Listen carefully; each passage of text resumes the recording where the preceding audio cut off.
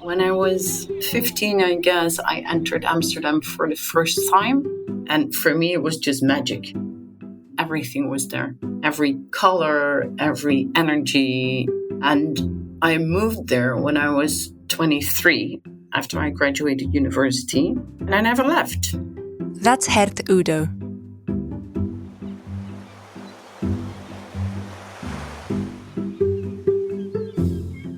You know that famous Irish poet Bernard Shaw says, "Those who seek paradise on earth should come and visit Dubrovnik." When my father was driving me back to the city from the airport and I was traveling for some holidays from Zagreb, it was always the same experience. The road goes up the hill a little bit, and then at a certain point, you just have the image of the city as on the postcard. So white, and the blue skies and the blue sea, and it's really stunning. That's Jelka Tepsic. And in Venice?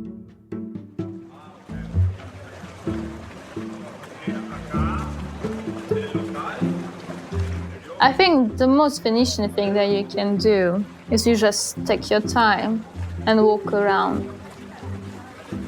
You don't need to have a particular destination. It's more about like a slower pace and a more simple life. And that's Valeria Duflot. It's clear that the three women we've just heard from are passionate about the cities they call home. In fact, they're so passionate that they've devoted their life's work to these places, and in a way, they've become their guardians. But as much as Geerte, Jelka and Valeria love to share the treasures and hidden wonders of their cities, their main job, and we'll get to that shortly, is actually to help manage them when they get a little too popular.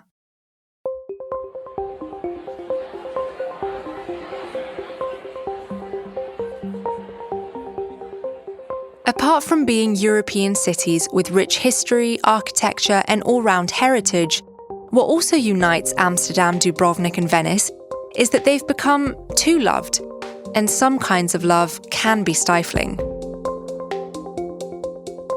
In 2018, the Oxford Dictionary made overtourism one of its words of the year.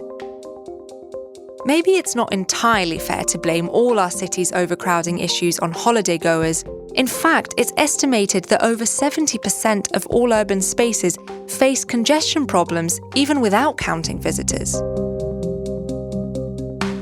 But still, think about this. Between 2003 and 2019, the amount of annual tourists doubled. Cheaper airfares and rising incomes have definitely played their part. And while the democratization of travel is a good thing, its side effects are being felt in destinations worldwide.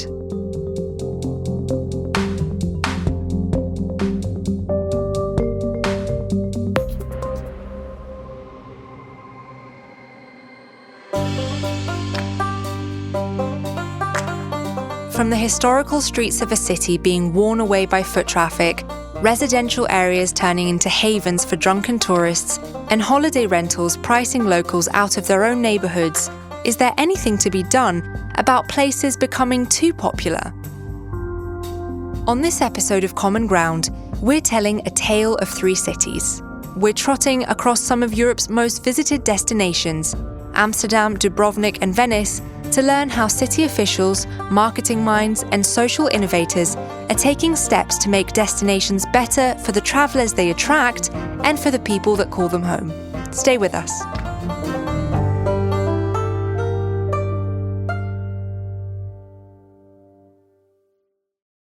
This is a podcast by Toposophy. For more than a decade, Toposophy has been inspiring and informing its clients on how to transform places, whether they're neighbourhoods, cities, regions, or whole countries. The Toposophy team works with international organisations, multinational brands, and government agencies around the world, leading them every step of the way to find placemaking and marketing solutions that are built to last. As constantly curious people, the team loves to collect game-changing ideas that are transforming other sectors and draw valuable lessons for the future of places. This podcast series, curated by the Toposophy team, is just one example of how these valuable ideas are brought to life. We're starting in Dubrovnik, a city that's been a UNESCO World Heritage Site since the late 70s. Nicknamed the Pearl of the Adriatic, it's located on the rocky outpost of the Dalmatian coast and is famed for its well-preserved Gothic, Baroque and Renaissance architecture that stands above a glistening blue sea. But I'll leave the poetics for now and let Jelka Tepsic, Dubrovnik's deputy mayor, tell us more. In the 20th century, we had so many celebrities visiting our city. Hitchcock, Elizabeth Taylor, Richard Burton, Mickey Rooney, a lot of them visiting Dubrovnik for different purposes, but definitely a lot of them were shooting here.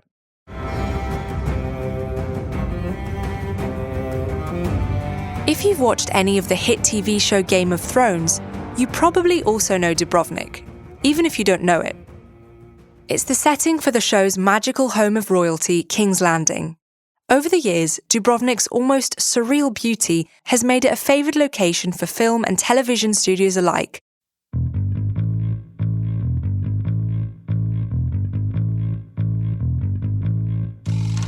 Dubrovnik is always very interesting filming location. So the huge marketing and promotion for Dubrovnik happened, of course, with the Game of Thrones.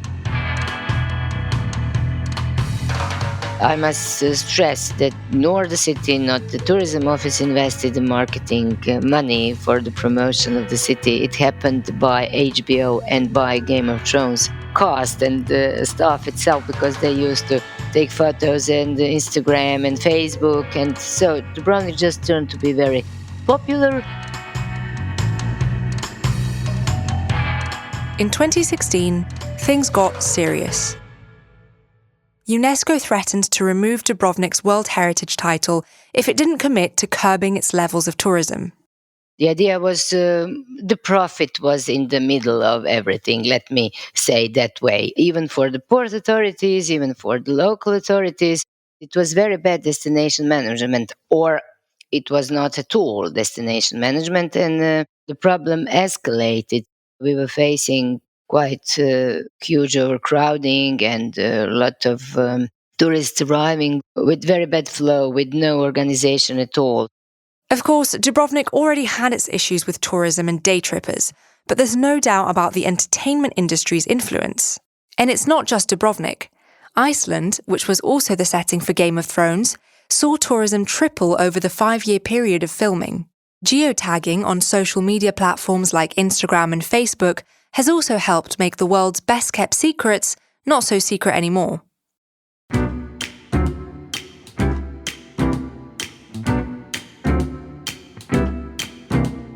All this is great news for a destination and its economy, at least in the beginning. But when does a place cross over to the dark side?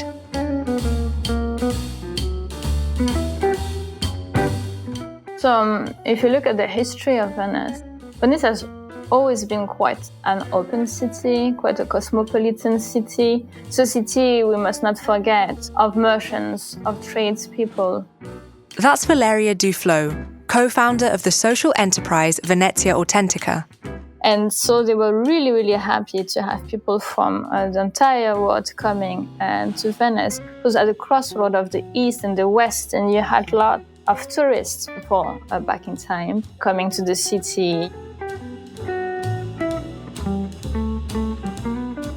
In Venice, people are aware that the city needs tourism.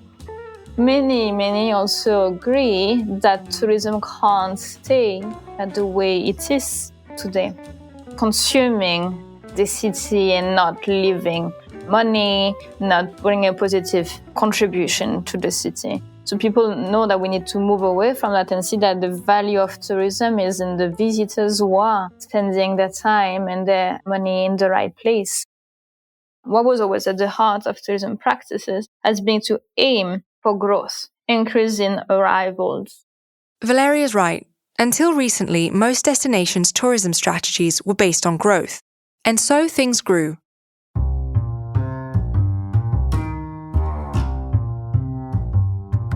Just before the pandemic in 2019, Europe welcomed 300 million tourists. That's almost half of the continent's population touching down, mooring up, and descending on its towns and cities. Here's Geerte Udo again. She's the director of Amsterdam and Partners, a non-profit private and public organisation in charge of marketing and research projects that aim to make Amsterdam a better place to visit and live. Cities with an old city centre in Europe didn't expect that the growth was going to be so huge and so fast. You saw that we were still, for example, in 2013, we got 3 million euros extra to do campaigning in Europe because we opened up so many new museums. And City Hall said, make sure that we have enough visitors. And actually, at the end of 2014, we were already debating the issue of overtourism. Cities like Amsterdam are finally realising the need to shift. A shift towards quality tourism rather than quantity.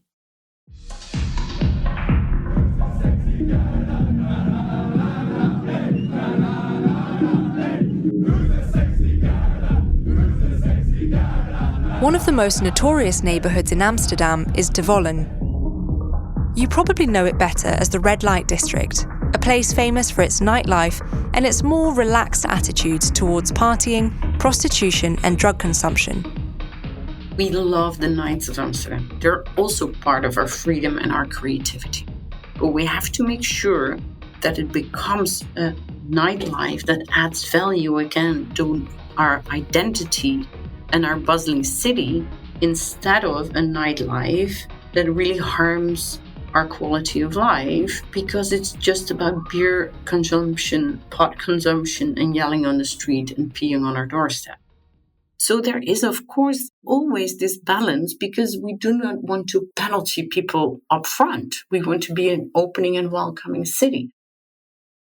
But how to find a balance? And how can we make sure we're defining quality in a way that doesn't discriminate?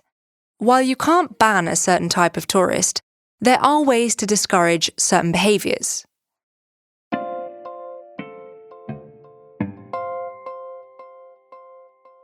Both Dubrovnik and Amsterdam have taken to advertising and marketing aimed at a specific type of visitor, what Geerte dubs the nuisance tourist, usually men between the ages of 18 and 35. The idea is to message directly to phones and use digital advertising strategically placed in streets and hotels. It's a way to really drive home what's acceptable and what's not. You can never get rid of these tech parties by having positive campaigns. You have to do something extra.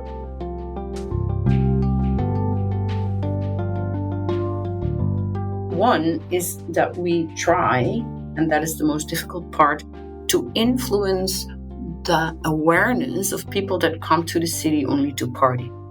And we have to make them aware that the Red Light District is just a living area. It's actually a very expensive living area because it's so beautiful and so old.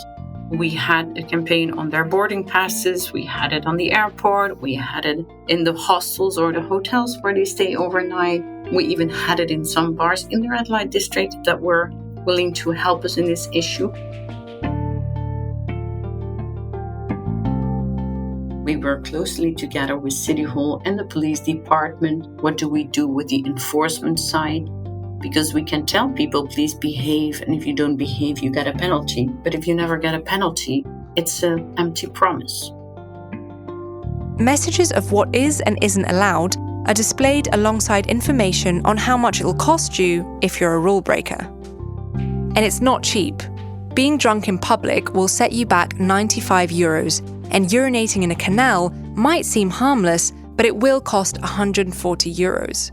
Meaning less to spend it duty-free and definitely no souvenirs for grandma back home.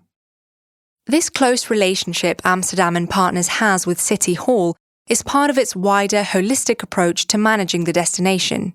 It came about through a merger between the tourism, culture and business boards so that individuals and stakeholders could have more of an active say on the future of the city. Today, Partners refers to 32 municipalities and 900 businesses, cultural centres, knowledge institutions and private entities. It's all about bridging the gap and bringing brains together for a unified vision of the city. Another kind of visitor that can often do more damage than good, bringing in quantity but not necessarily quality, are the seemingly passive cruise ship tourists.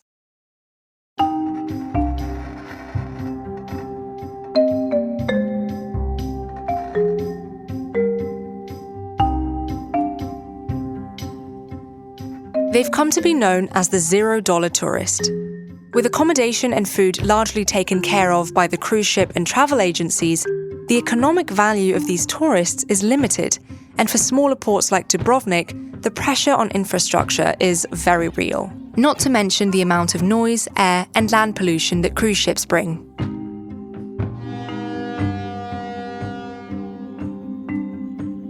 Dubrovnik took action. In 2019, it signed a Memorandum of Understanding with the Cruise Line International Association to limit the amount of ships allowed to dock. A few years later, in 2021, the city went a step further, introducing a tax for each foreign cruise ship that docked there. We initiated the idea of the cruise tax because of what we saw as one of the major issues regarding cruise ships. It's that they are affecting a lot of our infrastructures. So that income for the city budget was strictly dedicated to infrastructural works, roads, traffic, etc. Venice has followed suit, last year banning all cruise ships from dropping their anchors in their lagoon.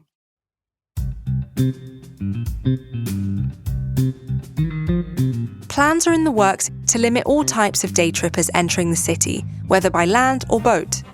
The idea is that tourists will have to book a slot in advance to visit some of the city's most famous piazzas, with electronic turnstiles set up to regulate the flow of visitors.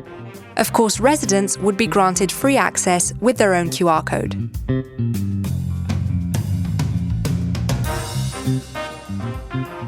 But while the idea of taxing tourists and limiting entry sounds like a way of curbing the crowds and creating extra cash for the city, could it just be a quick fix that might bring more problems? Could turnstiles lead to additional queues? And would these taxes and paid booking systems deter those with less money from visiting the city? We don't know if it's a good solution. We don't know if it's a bad solution. Certainly, we welcome some kind of experimentation, because the goal of that system would be to collect some money from the people who are coming for a day in Venice. We must remember that here we're speaking of a community of like 51,000 people who is paying for 30 million, at least prior to COVID, 30 million arrivals a year. But we demand 100% transparency on how much money has been collected and where it's being allocated. And if the money is used, it has to be used the right way. But it's not just about limiting people's entry en masse. It's about managing the flow of people within a city and being smart about redirecting that flow where and when things tend to get busy. In tourism lingo, it's called crowd dispersal.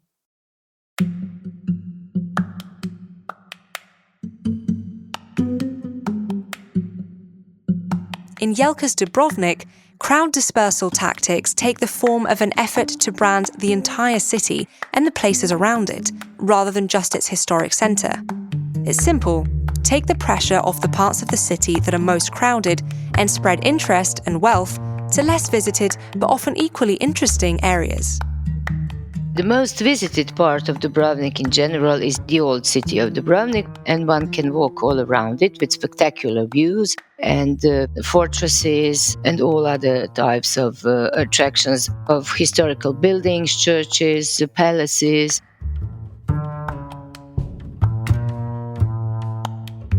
But if you go a little bit around, then you have the island of Lockroom in the very vicinity of the city, which is only 15 minutes far from the old harbor by boat. Then you have Elafiti Islands. It's another very big group of islands. It's maybe half an hour far from the city, the modern harbor of Bruges. If you prefer walking, hiking, there are some walking trails in the vicinity of the city. Everything is very close.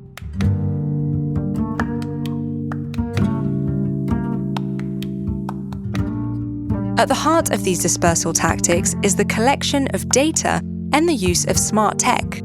We developed dubrovnikvisitor.hr, which is actually collecting the figures of visitors within the zone. We have 8 cameras at the entrances of the city, and in the real time we can see how many people are in the old city of Dubrovnik. Dubrovnik is part of the wider Alter Ego project that's operating in 6 Mediterranean cities. It's a tourist app through which the city can monitor and count visitors in real time, predicting congestion and suggesting alternative routes and itineraries. So one tourist or a resident or a neighboring city's inhabitant can check the calendar and see the prediction of number of people which are going to be that day in Dubrovnik. Geerte and her team in Amsterdam are using data in similar ways. You want to guide visitors in a different way?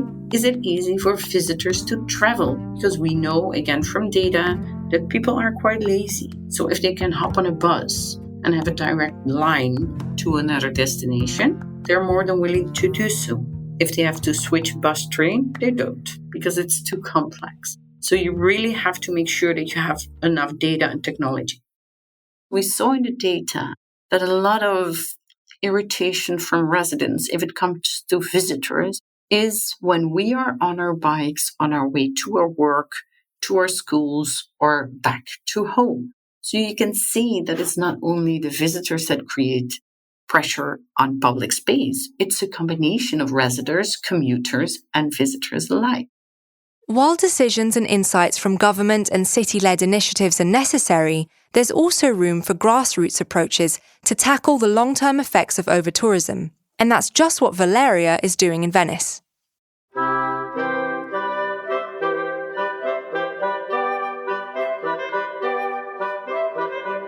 Enter Venezia Autentica, the social enterprise we've spoken about that Valeria founded with her partner Sebastian in 2015. It aims to preserve the authentic Venice, and by that we mean businesses owned by Venetians, frequented by Venetians, employing Venetians, and those that come highly recommended by locals. Their initiatives encourage tourists to step away from the monoculture of souvenir shops, repetitive restaurants, and overburdened landmarks.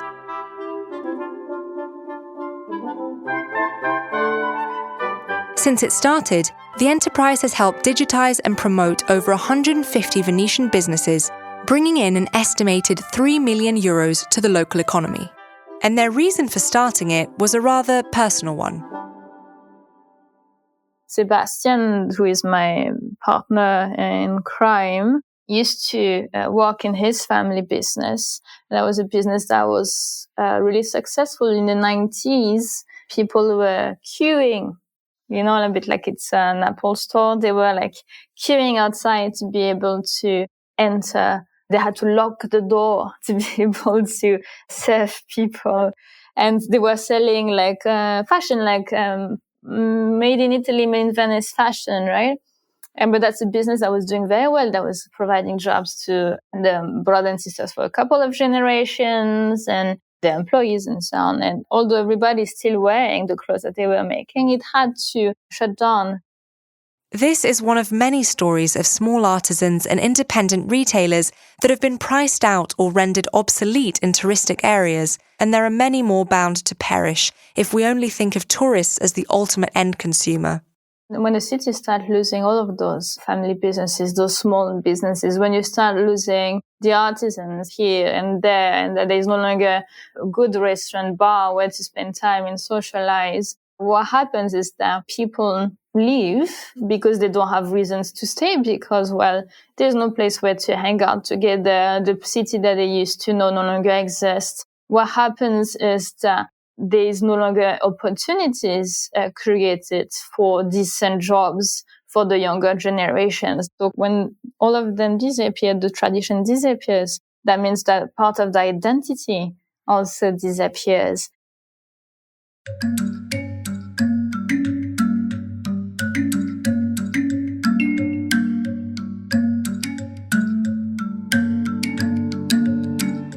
It's clear that locals are moving out of their historic neighbourhoods. In the 1980s, the historical centre of Venice was home to 120,000 people. They're now 55,000, according to official figures. But some locals argue that the real numbers are even lower. And although Amsterdam is still one of Europe's densest cities, locals are spending less and less time in the old city centre. Here's Geerte. Due to the overtourism and the monoculture that arises in our old city centre, a lot of locals said, I don't go to the city centre anymore because it's not my city centre. There's really nothing for me. Another big reason people are leaving their neighbourhoods is the rise of private letting platforms like Airbnb, driving up rents and pricing people out. I think everywhere in Europe we have to be careful for gentrification because it can never be our goal to push away the locals that live in areas now. We said houses are here to live in and not to use as a real estate investment to earn money on. Because what we saw happening in areas where you had an over-offer on private holiday rentals was that you saw that the social cohesion go out of a neighborhood.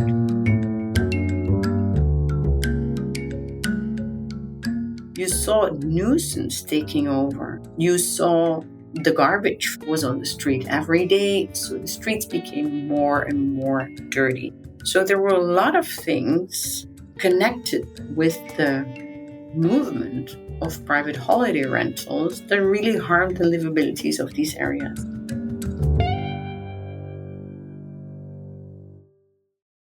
In 2018, Amsterdam took the decision to halve the private holiday renting period from 60 to only 30 days a year.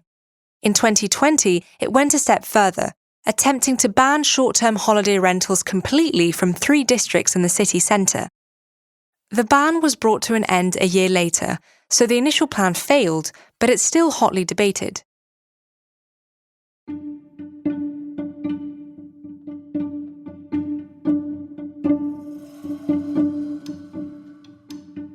The need to change tourism models is an issue that's been gaining traction over the past 10 years, and progress has been made. But then the unforeseen happened, and the industry went from exponential growth to near-fatal decline. It's the world's 3rd largest industry, but that was before the COVID-19 pandemic brought tourism to a screeching halt. That's been especially hard for Europe. Valeria saw this halting in tourism as a window of opportunity. There was no doubt that I belonged to the top of the political agenda, but it was not there. And with COVID, it went there. And we're like, oh, okay, there is now a window to really look to do this transformational work that is needed to shift completely the entire industry, the entire sector from focusing on growth to focusing on creating well-being for people, place, and the planet. And there's this window now to do it at pace and at scale, because we're really convinced that if we don't take advantage of this once in history opportunity, we're not going to be able to do it ever again.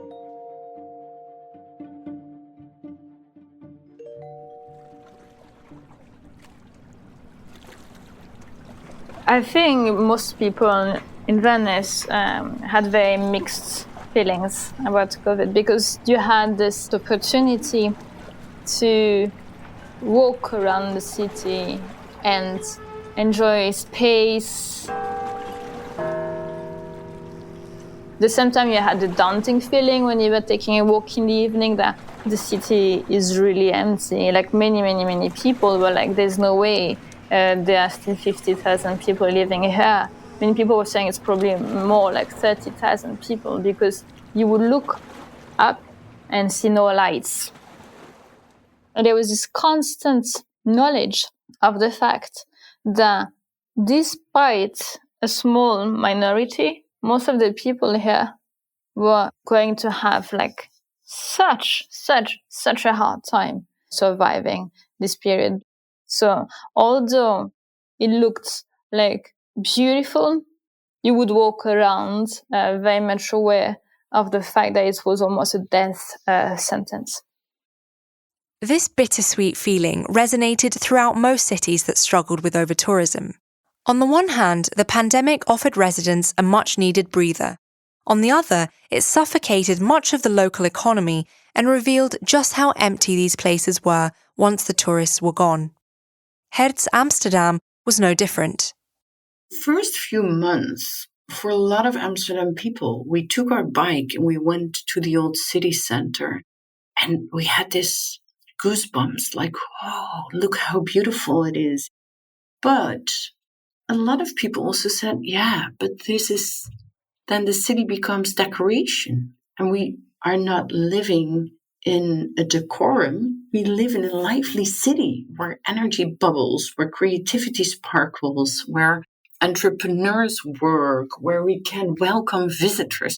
So the energy of the city dropped away in the silence. The silence was also being felt in Dubrovnik, where visitor numbers plunged. To attract a new kind of visitor, the city had to think outside the box.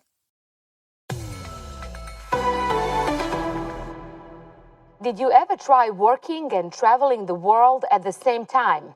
Let me introduce you to the phenomenon of being a digital nomad. During the coronavirus pandemic, some people didn't just work from home, they worked from... In 2021, Dubrovnik launched their first Digital Nomad in Residency program. We created a program, Digital Nomad in Residence, with 10 digital nomads from all around the world staying for 1 month in Dubrovnik, working remotely, but also working throughout different workshops, visiting destination. And at the end, they provided us a roadmap with some tips and advices for our destination to develop in sense of be more friendly to digital nomads. It's part of a bigger push in Croatia towards attracting the digital nomad. We are really working very hard to connect with other Croatian cities since our state is quite small. So we believe in the moment that one digital nomad deciding to come to Croatia can move for some time in Dubrovnik, for a month in Split or Zagreb or other cities.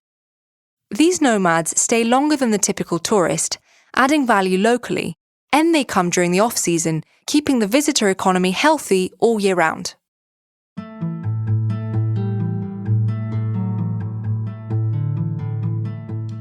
Today, we've focused on urban environments in Europe, but globally, we've just scratched the surface. There's a host of rural places around the globe dealing with the same issues, from queues to climb Mount Everest to beaches in Thailand ruined by rubbish. Tourism isn't going away, and we don't want it to either. The democratization of travel has granted millions new freedoms, opportunities, and experiences. But as our guests have shown, it can be managed better if we choose to prioritize the value tourists bring rather than purely growth. But what's Toposophy's take on all this? To find out, I spoke with their head of insights, Peter Jordan. But first, a closer look at how Toposophy has been at the forefront of thought leadership on overtourism for many years. Their report, Stepping Out of the Crowd for the Pacific Asia Travel Association, was one of the first publications of its kind to address the topic back in 2016. It mixed consumer insights with clear guidance for Asian destinations on how to capitalize on young travelers' desire to seek out new destinations that were off the beaten track. They've also worked with the City Destinations Alliance, previously known as European Cities Marketing, to guide cities on what to prioritize when dealing with overtourism. In one specific case, Toposophy also guided Edinburgh through developing the city's 2030 tourism strategy, which brought about a sea change in the way the city thinks about tourism. So let's get to my conversation with Peter Jordan.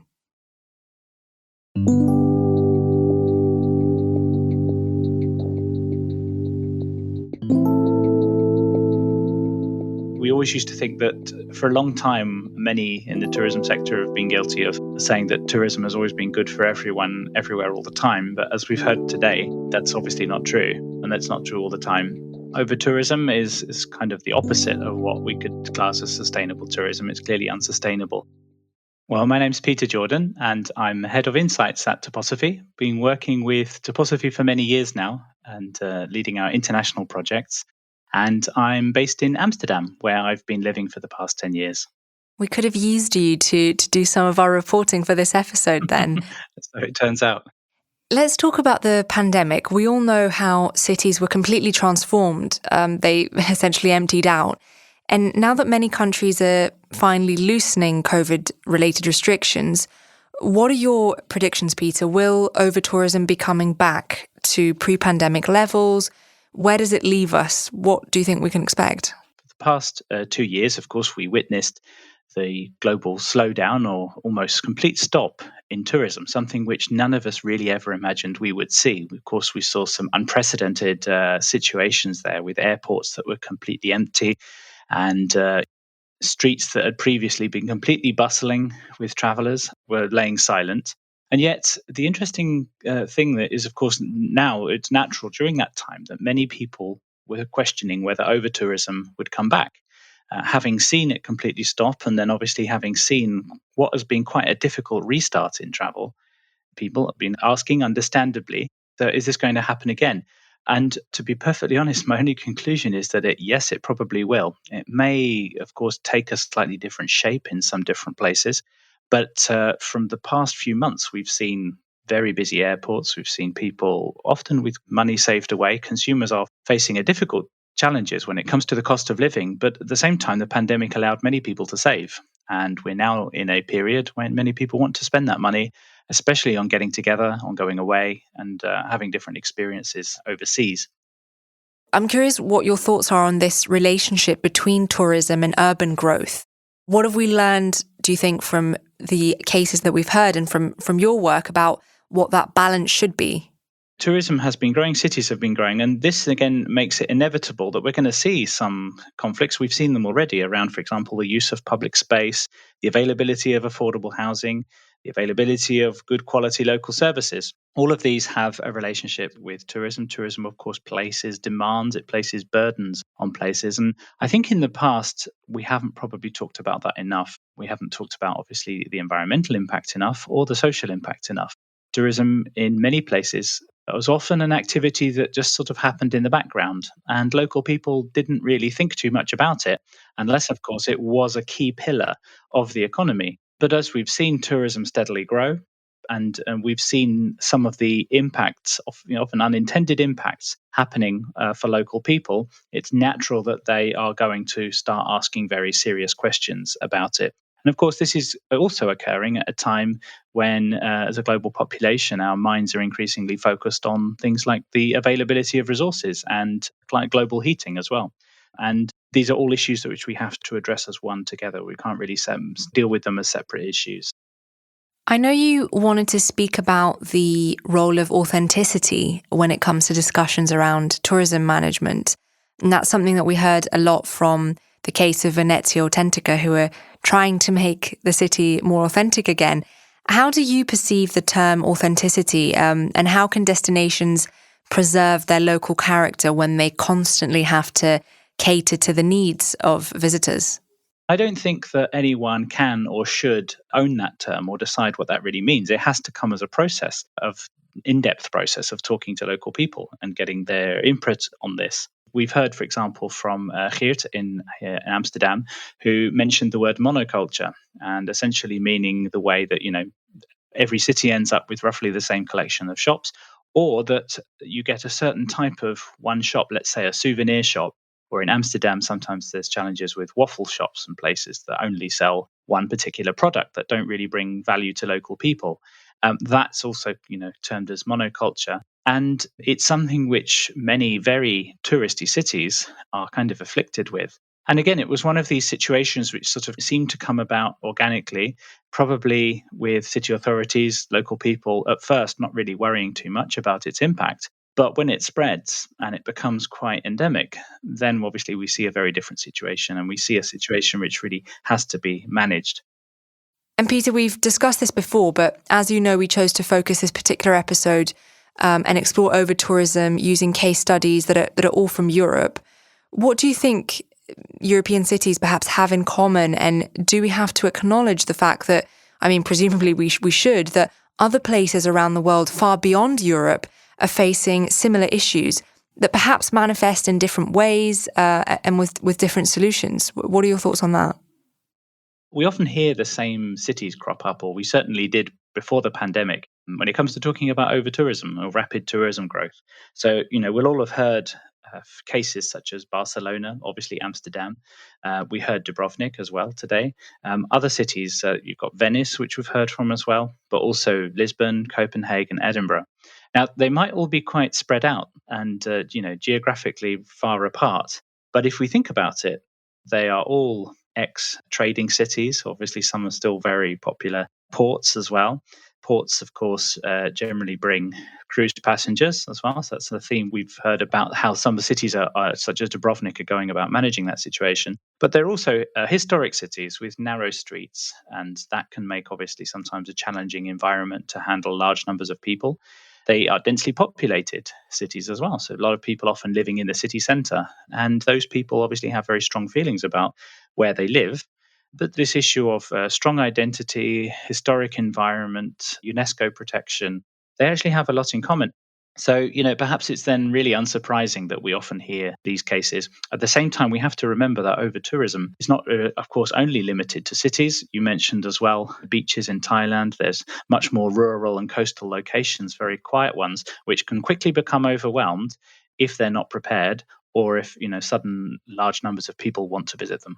You mentioned a lot of the things that this monoculture has been diluting for residents, not just tourists, and that locals are, at the end of the day, the ones that bear most of tourism's negative externalities. And we heard about things like fines and crowd regulation.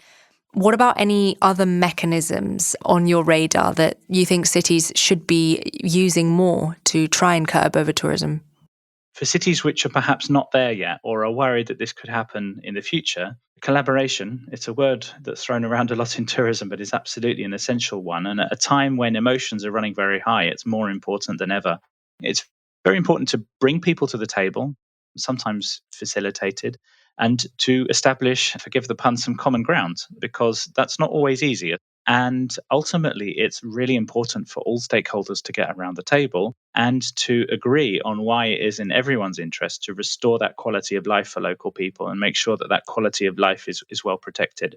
So I think that's one area which is important to concentrate on collaboration. Another one is when you're having some of these discussions, you have to recognize that that facts beat opinions. So lots of people have very strong opinions about this issue. And as I said, often the local media or the national media or the international media are looking for a good story. You've got angry local residents, and obviously you've then got sometimes local politicians, representatives. Everyone's looking for an angle on this, but that doesn't always make for the best atmosphere for collaboration. So that's where you need to start measuring things properly. And rather than just give opinions on what you've seen or heard, you need to be able to measure the way that the city is growing, the resources that it's using, and also where people are, the footfall, in much more accurate ways, using what we call place analytics at Toposophy. Also, I think more broadly, it's really important to have a discussion about what quality in tourism really means. This is often one that we've heard brought up. We need more quality over quantity. Okay, but what does that really mean? It's often been defined as high spending visitors, but increasingly, we think that destinations are going to spend a lot more time and energy on exploring the type of visitors they really want. I think finally, the final takeaway, as it always comes down to money and funding. And as the visitor numbers pick up again in cities, I think we expect to see the debate around visitor taxes and also other funding mechanisms. This is going to come back much more to the fore. It's been a very sensitive issue, understandably, during the COVID-19 pandemic. Obviously, this hospitality sector has seen huge impacts and people have faced very difficult circumstances in the sector. But we do expect, this issue about who's paying for this ultimately, and is the visitor paying their way? We expect this to come back. Thanks so much for joining me, Peter. Thank you very much, Stephanie. We look forward to talking through more podcasts in the future. Same. Thank you.